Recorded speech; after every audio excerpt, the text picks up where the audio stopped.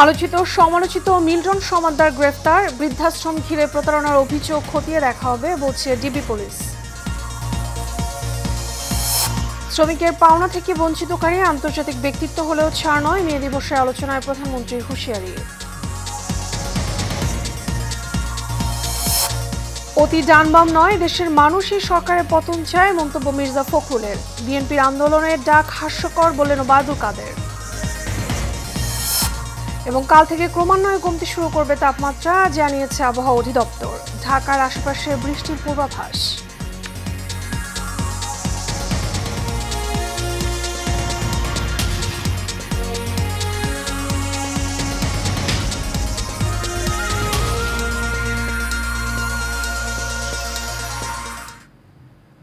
স্বাগত Asian prime নিউজে, আপনাদের সঙ্গে আছি আমি মিতা মৌসুমী। শুনছেন বিআরবি কেবল ইন্ডাস্ট্রিজ লিমিটেড সংবাদ শিরোনাম।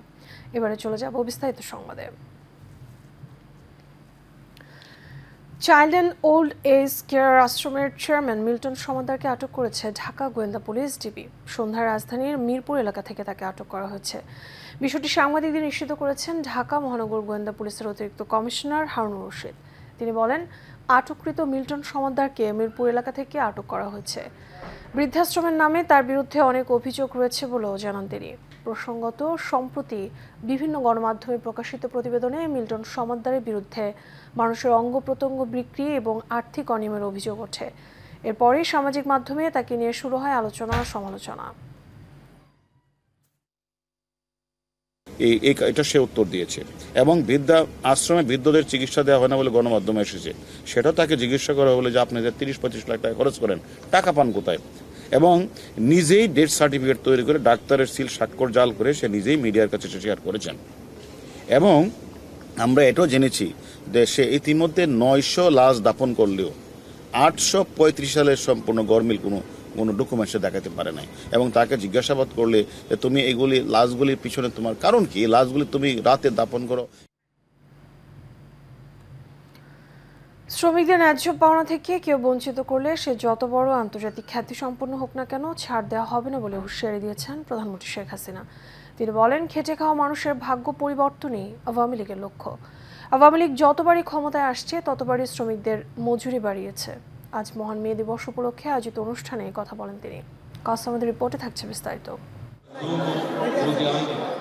রাজধানীর শেরেবাংলা নগরে বঙ্গবন্ধু আন্তর্জাতিক সম্মেলন কেন্দ্রে শ্রম কর্মসংস্থান মন্ত্রণালয়ের উদ্যোগে মহান মে দিবস উপলক্ষে আলোচনা সভার আয়োজন করা হয়। এতে প্রধান অতিথি হিসেবে উপস্থিত ছিলেন প্রধানমন্ত্রী শেখ হাসিনা। আজকের যে প্রতিপাদ্য বিষয়টা, শ্রমিক মালিক গর্ব দেশ, স্মার্ট হবে বাংলাদেশ, আমি মনে করি অত্যন্ত উপযোগী একটি প্রতিপাদ্য। এ সময় প্রধানমন্ত্রী বলেন, বিএনপি আগুন দিয়ে শ্রমজীবী মানুষদের পুড়িয়ে মেরেছে, অন্যদিকে আওয়ামী লীগ সরকার খেটে খাওয়া মানুষের ভাগ্য পরিবর্তনে কাজ করে যাচ্ছে।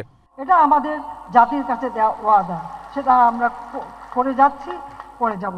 এর জন্য দুয়ারে দুয়ারে কারো দুয়ারে ধর্ণা দেওয়ার দরকার নেই। দেশ আমাদের, এদেশের মাটি মানুষকে আমরা চিনি, নদী নালা খাল বিল আমরা চিনি। এদেশের মানুষের ভাগ্য কিছু পরিবর্তন হয় আমাদের থেকে ভালো আর কেউ জানবে না, এটাই হচ্ছে বাস্তবতা।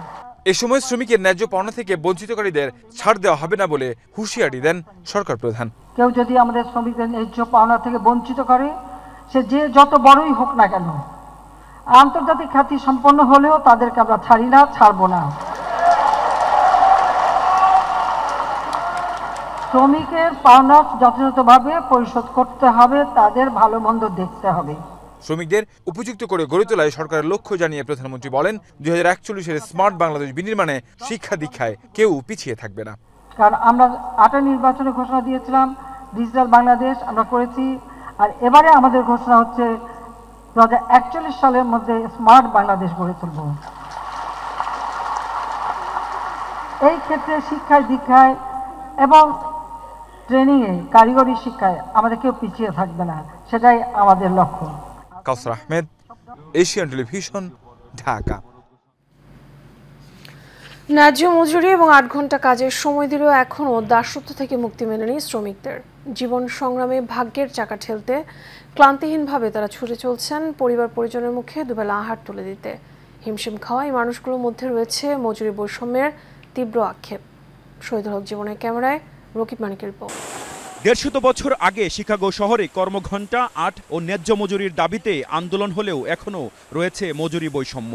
নারী শ্রমিকরা দিনে 500 টাকা পেলে পুরুষ শ্রমিকরা পায় 700 টাকা। কষ্টের কাম ডাঙ্গ করণই লাগে, না করে করাম কি জিহুত পালন লাগে, মানুষ করণ লাগে, জিহুতের লেখাপড়া করান লাগে। এই করে সংসারের তো চালাইতে এই সাইডে এইভাবে আমরা কাজ করি। সকাল 7টাতে দুবার একটা, আবার সন্ধ্যা 7টাতে রাইতে একটা। মজুরি 12 ঘন্টায় 566 টাকা। আমাকে হাজিরা মাসের বেতন 17,000।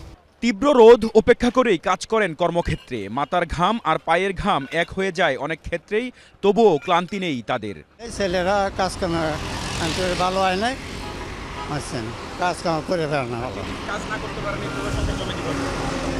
বাবা আল্লাহ পাক খুব কষ্টে চালায়, আল্লাহ পাক যা চালায় এইভাবেই চলি আর কি। ঘর ভাড়া দিয়ে খাই। শ্রমিকদের দাবি, দ্রব্যমূল্যের ঊর্ধ্বগতির এই বাজারে তাদের মজুরি যেন একটু বাড়ে। মাসে অন্তত একবার ভালো খাবার খেতে পারেন তারা। কোনোদিন 700, কোনোদিন 800, আবার এবং আমাদের 1000 এটা খোলা থেকে বার করলে আমাদেরকে 163 টাকা দেওয়া হয়। কয়েক টাকা পাইলে ওই করে চলি, ওষুধ ভরি, কাজটাই তো লাগে। মজুরি 600, তাতে এত কিছু হয় না, 600 টাকা দেয়। আবার গাড়ি ভাড়া যায় 20 টাকা, আরও বাড়াইলে একটু ভালো হতো। দেশের 85% শ্রমিকই অপ্রাতিষ্ঠানিক কাজ করে। তাদের জীবন ঝুঁকি সবচেয়ে বেশি। দুর্ঘটনার শিকার হলেও খোঁজ রাখেন না কেউই। রকিব মানিক। শুধু অতি ডান আর অতি বাম নয়, দেশের সকল মানুষই বর্তমান সরকারের বিরুদ্ধে অবস্থান নিয়েছে বলে মন্তব্য করেছেন বিএনপি মহাসচিব মির্জা ফখরুল ইসলাম আলমগীর। মহান মে দিবস উপলক্ষে বিকেলে নয়াপল্টনে বিএনপির কেন্দ্রীয় কার্যালয়ের সামনে জাতীয়তাবাদী শ্রমিক দল আয়োজিত শ্রমিক সমাবেশে প্রধান অতিথির বক্তব্যে এ মন্তব্য করেন তিনি। এ সময় তিনি অভিযোগ করেন, দেশের মানুষের ন্যূনতম অধিকার কেড়ে নিয়েছে সরকার। বিএনপি মহাসচিব বলেন, সরকার প্রশাসন এবং গণমাধ্যমকে কুক্ষিগত করে একদলীয় শাসন কায়েমের জোর প্রচেষ্টা চালাচ্ছে। এ সময় তিনি গণতন্ত্র রক্ষায় সকলকে ঐক্যবদ্ধ হয়ে আন্দোলনে ঝাঁপিয়ে পড়ার আহ্বান জানান।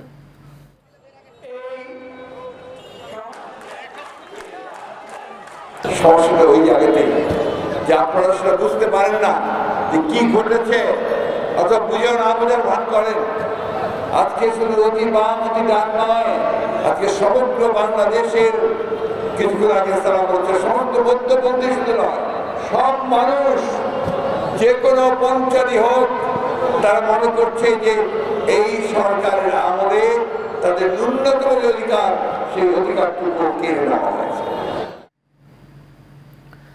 বিদেশে বসে রিমোট কন্ট্রোলে নয়, সাহস থাকলে তারেক রহমানকে দেশে এসে রাজপথে আন্দোলন করার আহ্বান জানান আওয়ামী লীগের সাধারণ সম্পাদক, সড়ক পরিবহন ও সেতুমন্ত্রী ওবায়দুল কাদের। শ্রমিক দিবস উপলক্ষে শ্রমিক সমাবেশে কথা বলেন তিনি। ওবায়দুল কাদের বলেন, বিএনপির মুখে আন্দোলনের হাক ডাক এখন হাস্যকর। বিস্তারিত নূর মোহাম্মদ ভুইয়া রিপোর্টে। পহেলা মে আন্তর্জাতিক শ্রমিক সংহতি দিবস উপলক্ষে আওয়ামী লীগের কেন্দ্রীয় কার্যালয় বঙ্গবন্ধু অ্যাভিনিউ প্রাঙ্গণে শ্রমিক সমাবেশ ও আলোচনা সভার আয়োজন করে জাতীয় শ্রমিক লীগ। এতে মিছিলে মিছিলে বঙ্গবন্ধু অ্যাভিনিউ প্রাঙ্গণে জড়ো হয় হাজারো শ্রমিক কর্মচারী জনতা। অনুষ্ঠানে প্রধান অতিথি হিসেবে যোগ দিয়ে আওয়ামী লীগের সাধারণ সম্পাদক ওবায়দুল কাদের বলেন, বিএনপির হাতে শ্রমিকের রক্তের দাগ, তারা আবার ক্ষমতায় আসতে পারলে রক্তে ভাসিয়ে দিবে। বাংলার কৃষকের রক্তের দাগ, এরা ক্ষমতায় আবার আসতে পারলে বাংলাদেশকে ভাসিয়ে দেবে রক্ত স্রোতে। রিমোট কন্ট্রোল নেতাকে এদেশের মানুষ গ্রহণ করে না আখ্যা দিয়ে ওবায়দুল কাদের বলেন, সাহস থাকলে রাজপথে এসে লড়াই করুন। ও রিমোট কন্ট্রোল নেতা এদেশের মানুষ তাকে অ্যাকসেপ্ট করে না। সাহস থাকে তো তারেক রহমান বাংলাদেশে আসুন, রাজপথে আসুন, মোকাবিলা হবে।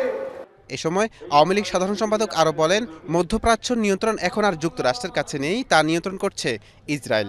মধ্যপ্রাচ্যের নিয়ন্ত্রণ এখন মনে হয় ইসরায়েলের প্রধানমন্ত্রী নেতানিয়াহু হলো সবচেয়ে বড় কথা। ওয়াশিংটনের কোনো ক্ষমতা নেই। ওয়াশিংটন অর্ডার করে শ্রমিক দিবসে শ্রমিকদের সবাইকে ঐক্যবদ্ধ থাকার আহ্বান জানান ওবায়দুল কাদের। আমি শুধু বলবো আপনারা ঐক্যবদ্ধ। নূর মোহাম্মদ ভূঁইয়া, এশিয়ান টেলিভিশন, ঢাকা। আগামীকাল বৃহস্পতিবার থেকে দিনের তাপমাত্রা ক্রমান্বয়ে কমতে শুরু করবে। ঢাকা এবং আশপাশের অঞ্চলে দুপুর থেকে সন্ধ্যার মধ্যে সামান্য সময়ের জন্য বৃষ্টিপাত হওয়ার সম্ভাবনা রয়েছে। আজ সকালে আবহাওয়া অধিদপ্তর এসব তথ্য জানিয়েছে। আবহাওয়াবিদ মোহাম্মদ ওমর ফারুক জানিয়েছেন, সামান্য সময়ের জন্য বৃষ্টিপাত হলেও তাপমাত্রা স্বস্তিদায়ক হবে না। আগামী 2, 3 এবং 4 তারিখে রাজশাহী, চুয়াডাঙ্গা, যশোর এবং রংপুরে বৃষ্টি হওয়ার সম্ভাবনা একেবারেই কম। তবে 5 তারিখে সারা দেশে বৃষ্টিপাত হবে। তখনই সারা দেশে স্বস্তিদায়ক তাপমাত্রা বিরাজ করবে। আজ সারা দেশে দিনের তাপমাত্রা অপরিবর্তিত থাকবে। দেশের উপর দিয়ে পুরো এপ্রিল জুড়ে মৃদু থেকে অতি তীব্র তাপপ্রবাহ অব্যাহত ছিল। গতকাল মঙ্গলবার মৌসুমের সর্বোচ্চ তাপমাত্রা যশোরে 43.8 ডিগ্রি সেলসিয়াস রেকর্ড করা হয়েছে। এটি দেশের ইতিহাসের দ্বিতীয় সর্বোচ্চ তাপমাত্রা।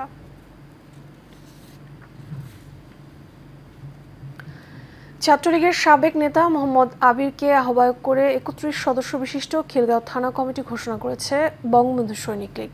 মঙ্গলবার বিকেলে এশিয়ান টেলিভিশনের প্রধান কার্যালয়ে সংগঠনটির সভাপতি বীর মুক্তিযোদ্ধা আলহাজ হারুনুর রশিদ সিএপিকে নতুন কমিটির নেতৃবৃন্দ সৌজন্য সাক্ষাৎ এবং ফুল দিয়ে শুভেচ্ছা জানান। এ সময় বঙ্গবন্ধু সৈনিক লীগ ঢাকা মহানগর দক্ষিণের আহ্বায়ক আবুল কালাম আজাদ, যুগ্ম আহ্বায়ক মীর মোহাম্মদ ইসমাইল হোসেন এবং খিলগাঁও থানা আওয়ামী লীগের সাবেক সাংগঠনিক সম্পাদক মাহবুবুর রহমান উপস্থিত ছিলেন। অনুষ্ঠানে বঙ্গবন্ধু সৈনিক লীগের সভাপতি বীর মুক্তিযোদ্ধা আলহাজ হারুনুর রশিদ সিএপি নবগঠিত কমিটিকে অভিনন্দন জানান। একই সাথে তিনি আগামী দিনে বাংলাদেশ আওয়ামী লীগ তথা বর্তমান সরকারের লক্ষ্য অর্জনে নেতাকর্মীদের ঐক্যবদ্ধ থাকার আহ্বান জানান। প্রধানমন্ত্রী শেখ হাসিনার বিশ্বস্ত ভ্যানগার্ড হিসেবে প্রতিটি নেতাকর্মীকে মাঠে থাকার নির্দেশ দেন বীর মুক্তিযোদ্ধা আলহাজ হারুনুর রশিদ সিএপি। খিলগাঁও থানার যারা আসছেন সকলকে জানাই এশিয়ান টিভির পক্ষ থেকে, এশিয়ান গ্রুপের পক্ষ থেকে এবং বঙ্গবন্ধু সৈনিক লীগের পক্ষ থেকে অভিনন্দন। আমি চাই ঢাকার যতগুলো থানা আছে সকলকে যার যার এলাকায় আমি থানাগুলা পুরো কমপ্লিট করতে চাই ঢাকা বিভাগের ভিতরে।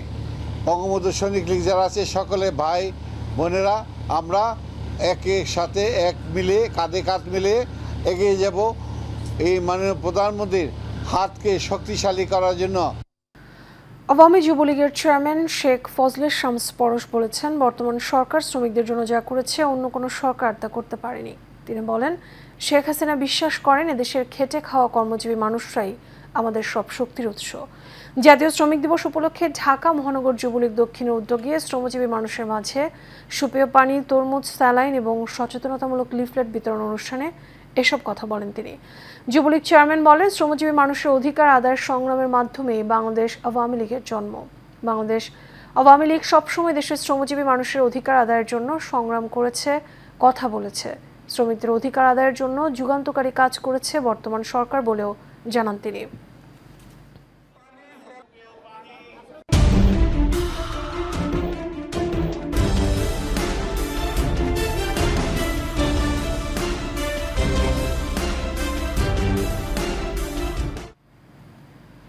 এবার সারা বাংলা। সাভারে হাজিরা কাটার ভয় দেখিয়ে মহান মে দিবসেও বেশ কিছু কারখানা খোলা রাখার অভিযোগ উঠেছে। বুধবার সকাল থেকে দুপুর পর্যন্ত সাভার আশুলিয়ার বিভিন্ন এলাকা ঘুরে দেখা যায় JR accessories, All Wells marketing limited সহ বেশ কিছু কারখানায় কার্যক্রম পরিচালনা হচ্ছে। শ্রমিকরা জানান, কাজ না করলে হাজিরা কাটা হবে এমন ভয় দেখিয়ে সরকারি ছুটির দিনেও তাদের কারখানায় আসতে বাধ্য করে মালিকপক্ষ।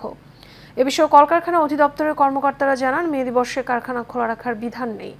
যারা শ্রম আইন লঙ্ঘন করে কারখানা খোলা রেখেছেন তাদের বিরুদ্ধে আইনানুগ ব্যবস্থা গ্রহণ করা হবে। পহেলা মে জাতীয় শ্রমিক দিবস এবং আন্তর্জাতিক দিবস উপলক্ষে চট্টগ্রাম গার্মেন্টস শ্রমিক ফেডারেশনের উদ্যোগে র্যালি অনুষ্ঠিত হয়েছে। সকালে সাগরিকা থেকে শুরু করে র্যালিটি অলঙ্কার চৌরাস্তা মোড়ে এসে শেষ হয়। এ সময় শ্রমিকদের অধিকার আদায়ে বিভিন্ন স্লোগান এবং বিভিন্ন ন্যায্য দাবি তুলে ধরেন। চট্টগ্রাম বিভাগীয় কমিটির সভাপতি ফয়েজ আহমেদের নেতৃত্বে র্যালিতে অংশগ্রহণ করেন ভারপ্রাপ্ত সাধারণ সম্পাদক নাজমা, সাধারণ সম্পাদক মোহাম্মদ ফারুক হোসেন সহ বিভিন্ন গার্মেন্টসের শ্রমিকরা। শেষ করব এশিয়ান প্রাইম নিউজ। আগে বিআরবি কেবল ইন্ডাস্ট্রিজ লিমিটেড সংবাদ শিরোনামগুলো জানাবো আরও একবার।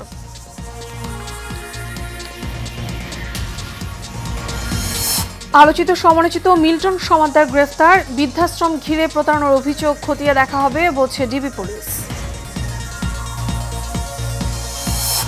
শ্রমিকের পাওনা থেকে বঞ্চিতকারী আন্তর্জাতিক ব্যক্তিত্ব হলেও ছাড় নয়, মে দিবসের আলোচনায় প্রধানমন্ত্রীর হুঁশিয়ারি। অতি ডান বাম নয়, দেশের মানুষের সরকারের পতন চায়, মন্তব্য মির্জা ফখরুলের। বিএনপি আন্দোলনের ডাক হাস্যকর বললেন ওবায়দুল কাদের। এবং কাল থেকে ক্রমান্বয়ে কমতে শুরু করবে তাপমাত্রা, জানিয়েছে আবহাওয়া অধিদপ্তর। ঢাকার আশপাশে বৃষ্টির পূর্বাভাস।